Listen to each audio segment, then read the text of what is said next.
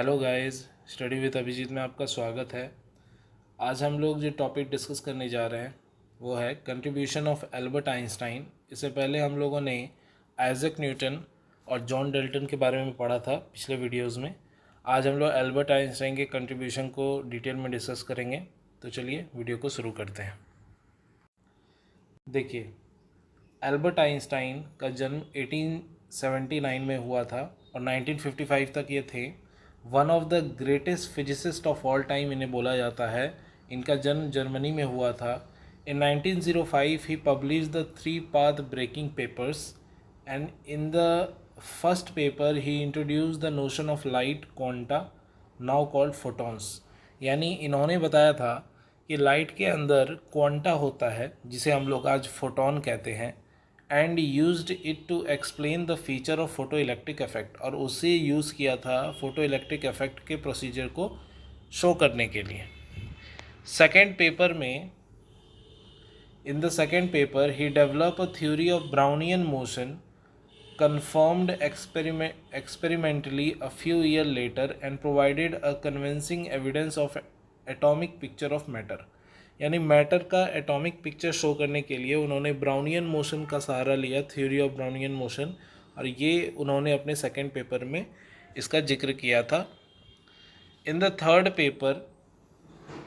Paper give birth to the special theory of relativity.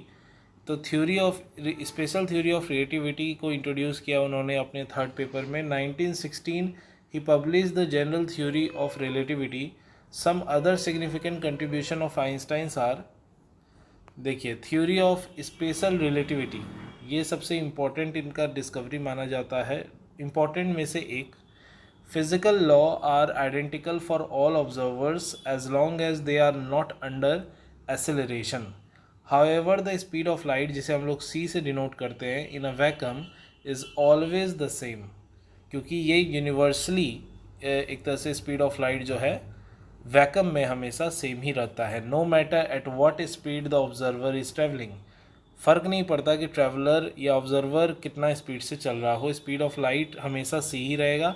और c का value भी हम लोग को पता ही है, 3 × 10⁸ मीटर पर सेकेंड स्पीड की लाइट की स्पीड है, जो c से हम लोग डिनोट कर रहे हैं। This work led to his realization that space and time are linked into what we now called space time. So an event seen by one observer may also be seen at different time by another observer. और यहीं से ईजाद होता है E = mc² का, where E is the energy and m is the mass. फिर आता है थ्योरी ऑफ जनरल रिलेटिविटी, जो एक और इम्पॉर्टेंट डिस्कवरी मानी जाती है आइंस्टाइन की। Einstein determine that when thinking about space time a massive object cause a distortion in space time.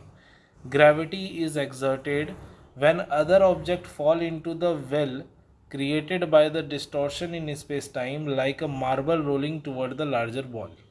तो यानी कि स्पेस टाइम के बारे में सोचते सोचते उनको ये आभास हुआ कि एक बहुत ही मैसिव ऑब्जेक्ट है जो कहीं ना कहीं ग्रेविटी से रिलेटेड है, और ऑब्जेक्ट को जब गिराया जाता है किसी वेल के अंदर, तो वो कहीं ना कहीं स्पेस और टाइम को डिस्टॉर्ट करता है। और इसके लिए लार्जर बॉल का इस्तेमाल भी किया जा सकता है, या मार्बल पे भी रोल करा के उसे देखा जा सकता है। ऐसा ही इनका कहना था। ब्लैक होल के बारे में इन्होंने क्या बताया? इन अप्रैल 2019 the event horizon telescope showed the first ever image of black hole. The photos again confirm several facet of general relativity, including not only that black hole exist but also that they have a circular event horizon, a point at which nothing can escape, not even light।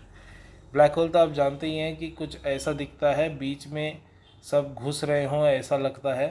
तो ये उसी point की बात की जा रही है।